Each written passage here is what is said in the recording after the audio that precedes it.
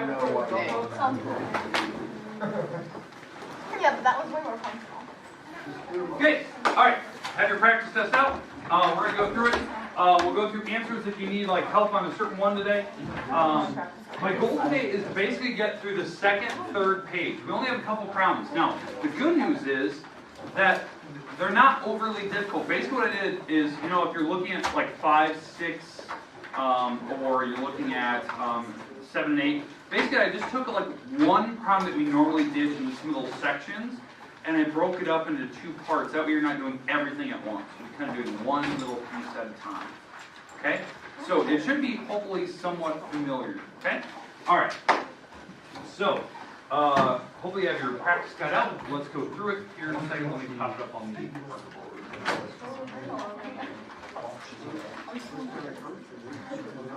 He's in the restroom. Here we go. Come in.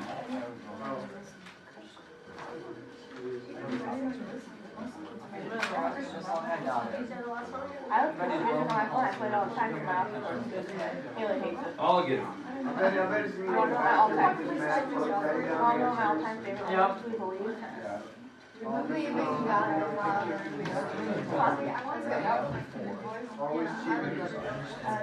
Who does that? What are you going to put Hopefully tonight. Actually, yeah, probably okay. It's been a while ago. You're like Tyler. Alright. Okay, hey. Okay. Alright, remember what we talked about with number 1. You are not foiling that together. We talked about that yesterday.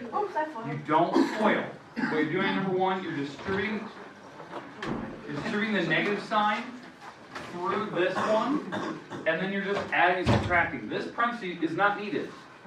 Because all you're doing is once you distribute, this turns out to be a plus 9, plus 11i, and then you just combine like this parenthesis is not needed. Okay, that's what we talked about. Okay?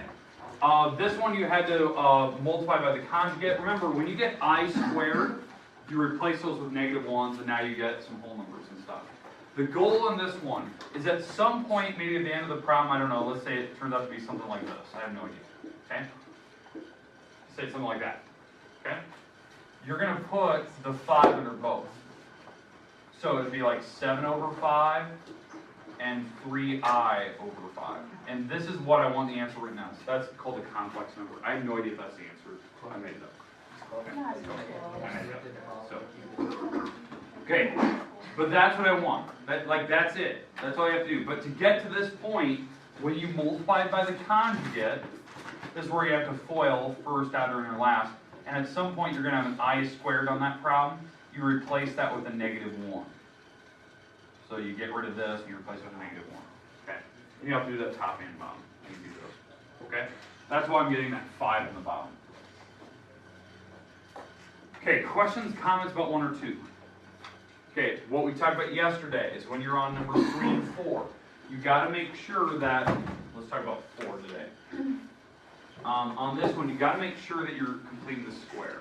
Like for instance, moving this 3 across, so you have y plus 3, and over here, now what I have to do is I have to factor out the 2, because I have to complete the square.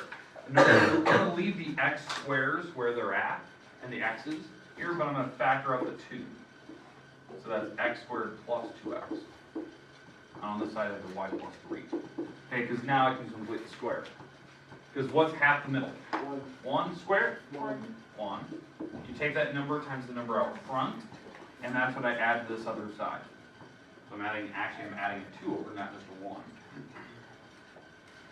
And now I can factor this thing apart. Now the reason why you want to factor is because that tells you what your vertex is. Knowing what those numbers are. That's what we had to do on number 3, right? So you got y plus 5 here, and on the other side, we factor this apart as what? X and x, plus plus, and 1 and 1. And now you can read off what your vertex is. Where like the starting point is. So what's my vertex on this particular problem? Negative 1, negative 5. It's the opposite with the x, the opposite with the y. That's my vertex. That's where this bowl is starting. Negative 1, negative 5. And I know the bowl is going up. How do we know the bowl is going up?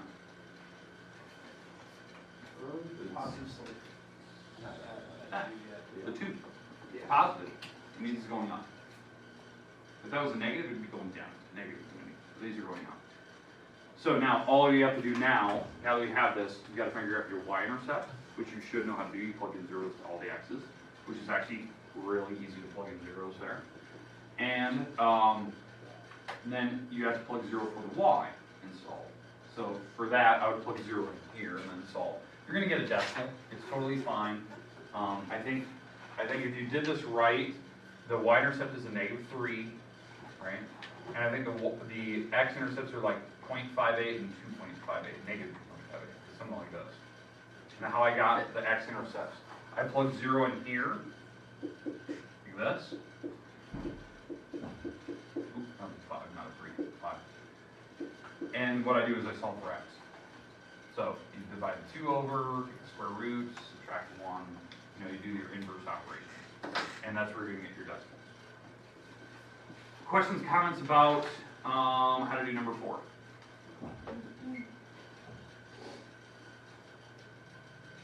Good? Yes. All right. Okay, good. Let's move on.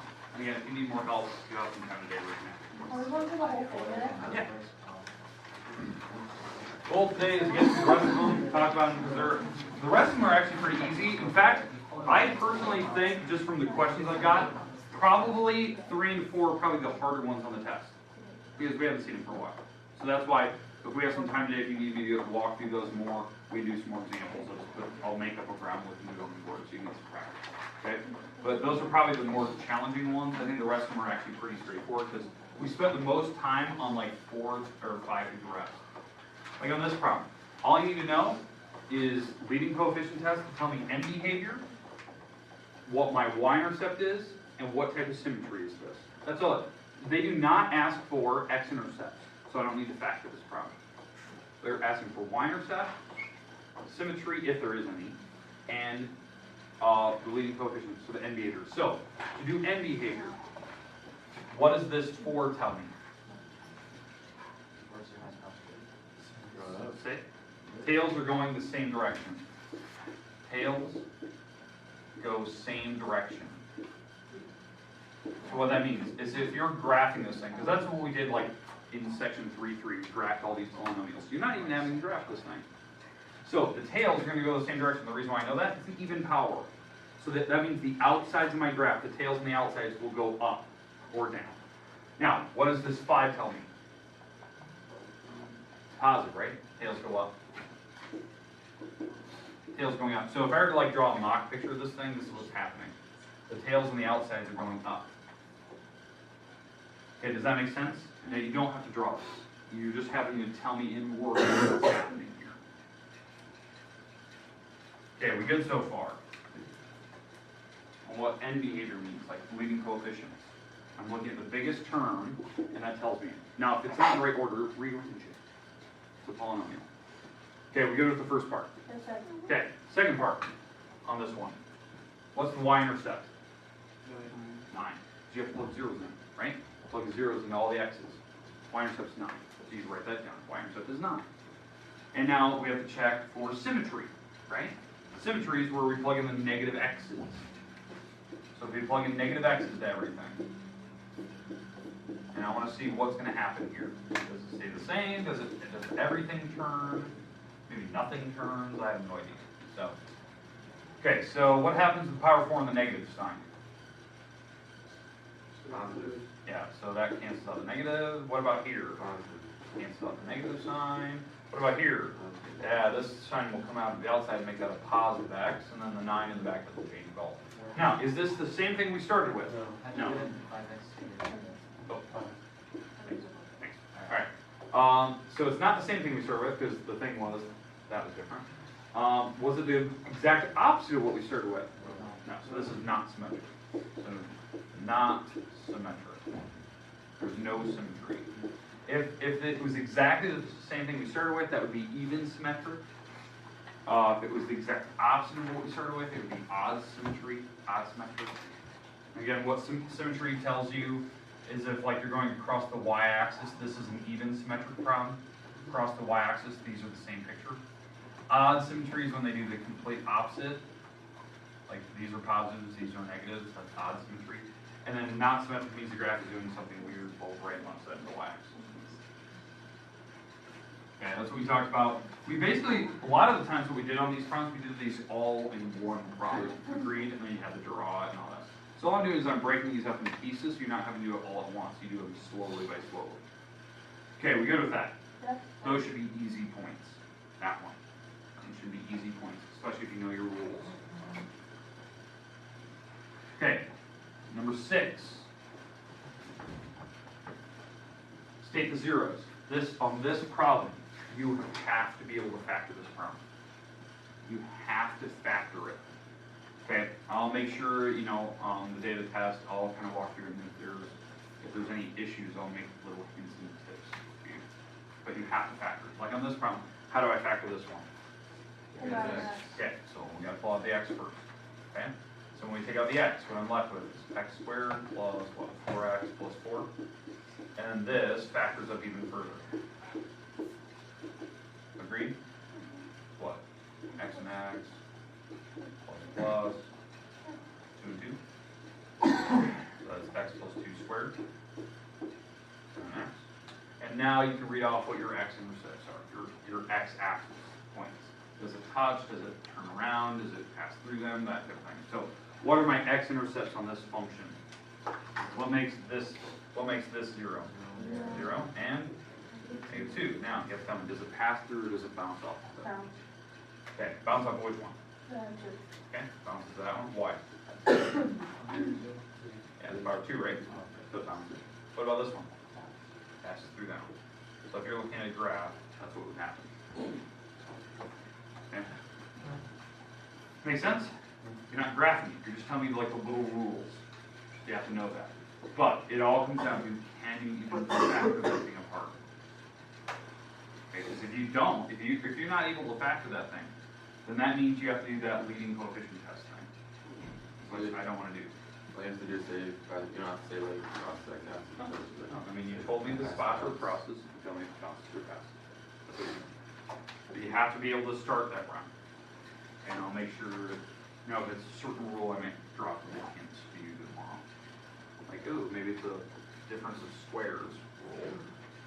Or maybe it's a cube rule. Quadratic form. Something like that. Okay, alright, let's move on. Dividing.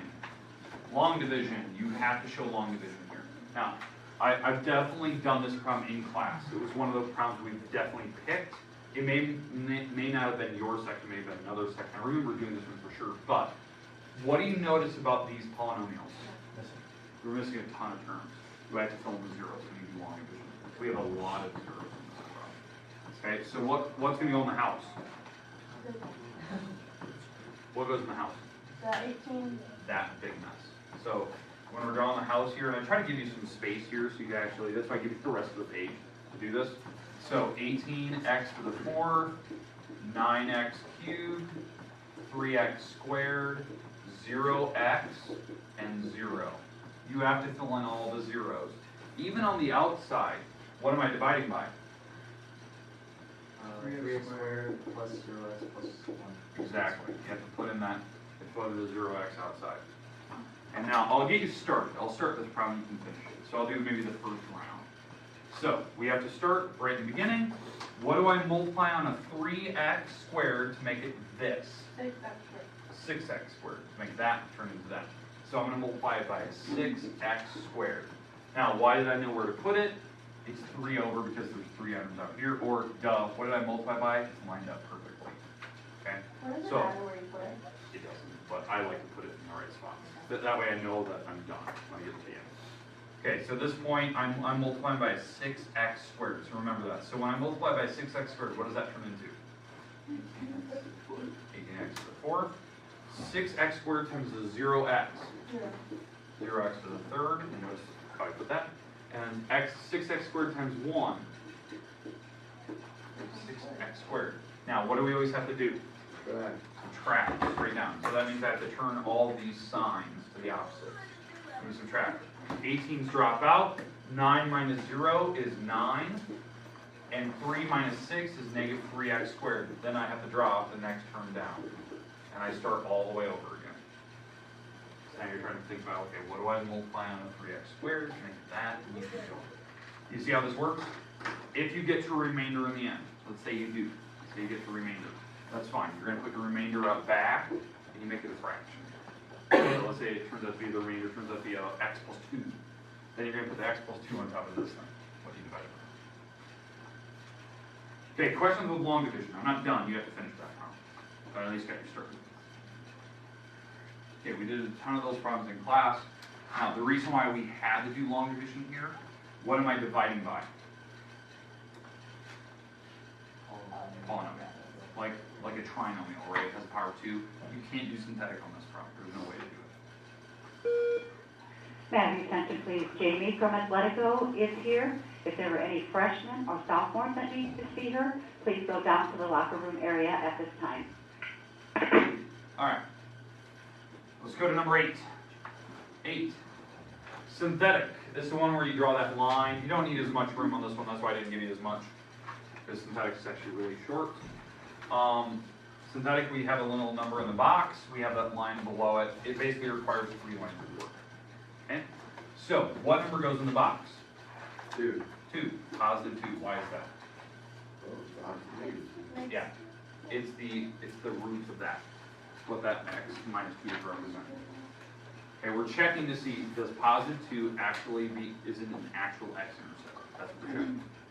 Okay? And then the numbers going across the top.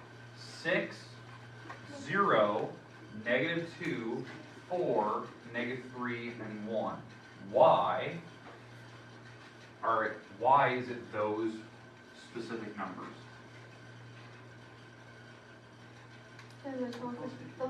Yes, the leading numbers. Notice, you had to fill in zeros. There was no x to the 4th. That'll be the number one thing I catch people on. I guarantee it tomorrow. You're a spook. I'm just spook now. You know what? You what? There's gonna be zeros. You gotta know. Like every single thing. There might be a lot of them. You gotta know them. Okay, I'm gonna catch people, because if you don't put the zeros, it messes everything up and nothing will be right. Okay, then how this works, I'll get you started. You drop the first number down, you multiply by the number in the box. You drop it down, you multiply by the number in the box, and you can keep going. What you're gonna eventually get to is that this thing in the very, very end, over here, whatever this number is, whatever it is, 0, number, negative, I don't care, that will be your remainder. And then what you do is you go up. This will be a constant, this will be something x, x squared, x to the 3rd, x to the 4th, and so on and so forth. So that's your synthetic. And you need to tell me what the polynomial is in the end. Okay? Question? Okay, I'm expecting a problem like that. It could be a weird remainder. I don't care. I don't care if the remainder is 180. It makes no difference. 148. No. You sure? Oh, this one's 180. 187. 187. No, it is. That's how I got it. Oh, That's not cool. Because when you big number like that, I don't feel like it's wrong. It's actually. Yeah, this number turns out to be weird. 180. Oh, Alright. Okay, we good? 187. Okay, let's move on. We're going on to number 9. Okay, I'm getting it. Trust whatever your answer is. Because I guarantee it might be weird.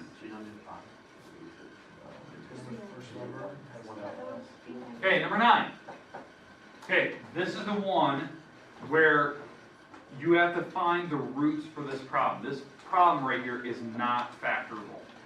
It's not, and it is a cubic function, right? It has a power of 3 on it.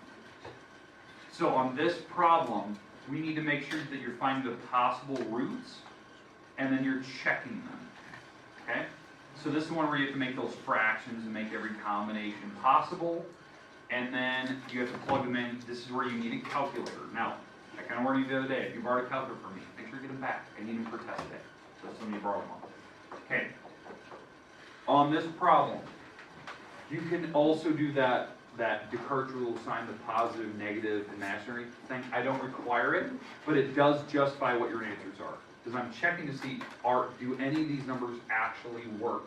You need to find actual roots. You need to find them. So if you don't find them, that's fine. Maybe you justify that they're all imaginary. So that's why this isn't going to work. That's why the curve rule sign is kind of helpful. It can actually tell you, do we have positive and negative numbers. In fact, I'm going to do that rule right now, even though you don't have to. I'm going to do that rule off to the side to know, like, before I start, should I even check positive or negative numbers? Okay, for positives, I'm going to count the sign switches. It switches basically once. Going from positive to a negative. So basically all the rest of these are just ones. So I know that what this is telling me, one positive number is going to work. I'm going to check my positives. I'm going to find that one number that works. Okay? Now for negatives, that's where I have to do that symmetry test.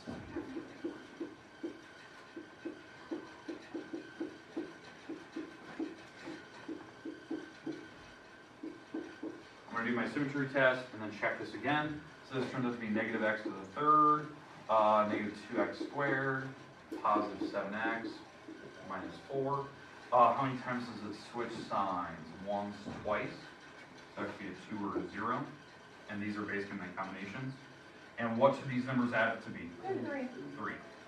So the top row is already 3, so that's 0 for imaginary. This probably should be 2 imaginary. So it's going to be one of these 2 rows. So I know for a fact I'm going to check positives because I may not have any negative numbers at work. It could be that possibility of 0. So there's ones here. So I know when I do this, the possible roots, check your positives. So let's go through that rule. But did everyone understand how I did the positive negative chart thing? If we ever had two constants, like one negative and like the exact same thing, but Where they just repeat. yeah, like negative will repeat like one. So like you'll have one's a negative and two positives. Okay. All right. Let's keep going here. Possible roots. You take the back number, you take the front number, and you make a fraction. Okay. Say it again.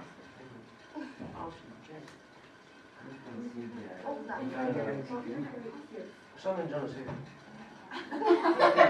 Bug. Okay. That was the weirdest thing I've ever seen. You just grab his head. Alright. Moving on. Alright, hey, so we make the back number or the front number, and now we have to make every combination of these, so we need the factors. What are the factors of 4? 1, 2s, and 4s. And then on the bottom we have 1s. So really my fractions I can check are positive 1 over 1, positive or negative 2 over 1, or positive negative 4 over 1, because there's no numbers on the bottom. Now, heaven forbid there's a number out front, because now you have a ton of combinations. Because now you have to break up the 12s and all the bottoms, and so you have 12s, 6s, 3s, 2s, 4s, and 1s. And you have to make every possible combination you have to check. That's why it's nice that when I did this problem, it had a nice number out front, it's not difficult, and I only really have 6 numbers to check. And what number should I check? Positive. One of them has to work. So I'm going to check the number 1 first, then I'll check a 2, then I'll check a 4. Maybe none of them work, because maybe it's a decimal. So then I would check negatives. Because it could be a decimal. It doesn't have to be a whole number every time. This is just checking if there's whole number.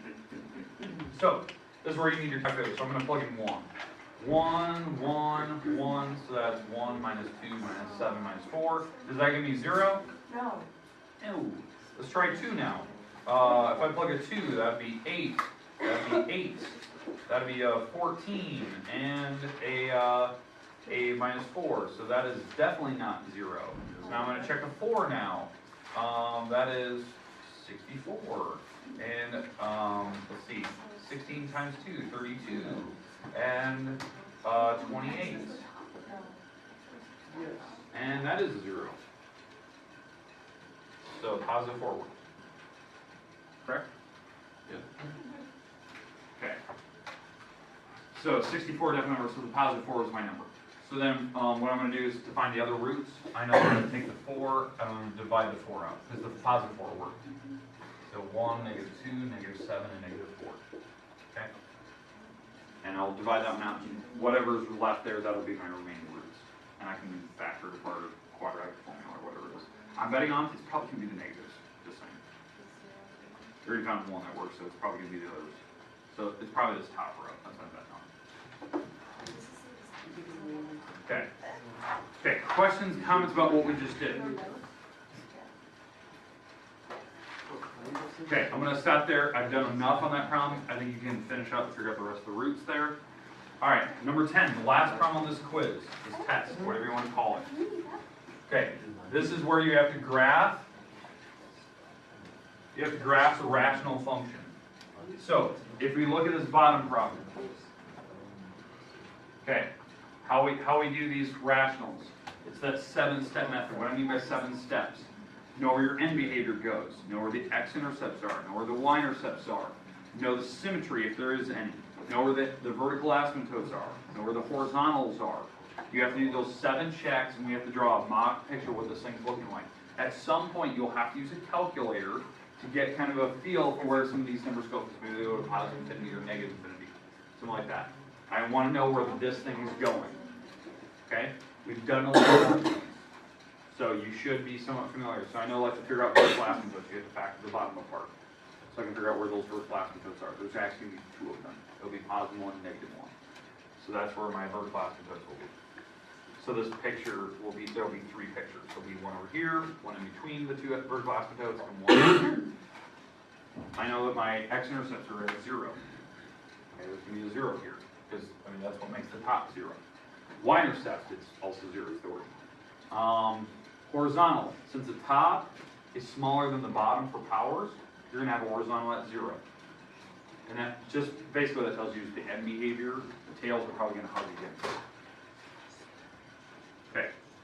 Questions, comments, concerns, how I did all of those different checks. I just did a ton of those really fast.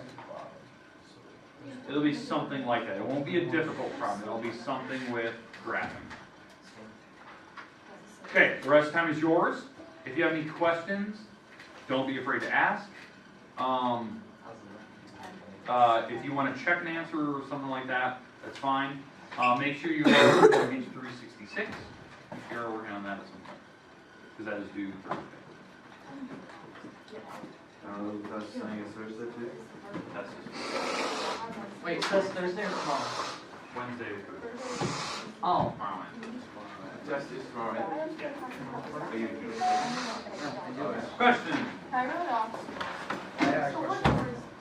For the down right there. You get vertical asymptotes. Why did I do that You just back to the bottom, right? That's the bottom seven. But isn't that how you get the x-intercept too? No, x-intercepts top. I just like, I did that on homework and I just, okay. Hey, Okay. I don't know. you know, it's funny because the person's name, second try is writing their own name on my So, paper. y-intercepts. It's right there. Within Yeah, behavior. Tyler. Yeah. Okay, Yeah, those tails. Oh. alright. Hey, see the second button? The vertical asymptotes back to It's the your bottom. button, Tyler. Okay, that tells you where the horizontal, the top is smaller than the Oh, bottom. not your button. Oh, The your vertical button. asymptote, or the horizontal will be at 0. Well, why is it on? Because At the least top the is y smaller. is Oh, do you have a second button? The top is the same, you just divide the 2 numbers up front. See, you could be like T-Comp. And then how if does there's the try top this? is bigger than the bottom, there's no Because the top is smaller than the bottom.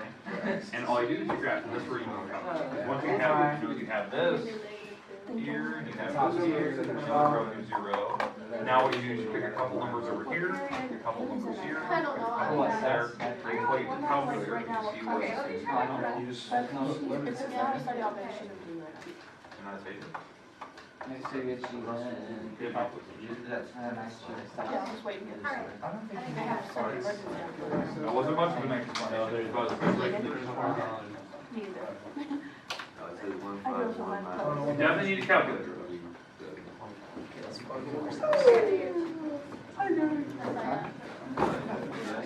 Doug, we were on the collage together yesterday. Yeah. Oh, yeah. Did you like it? You should have commented. Like, I would do so awesome without you guys. Like, where would I do without you guys? Like, Compton, Cornfield, and Singapore. Singapore's my go-to country. I think Cornfield's in Singapore. I don't know. That's why I forgot. Oh, how much you sold it for too? I really want to go to Singapore. You want to see a picture of Singapore? I have like 2 cents to do right now. There's no sea. Sometimes 9 goes away, and then it's not back.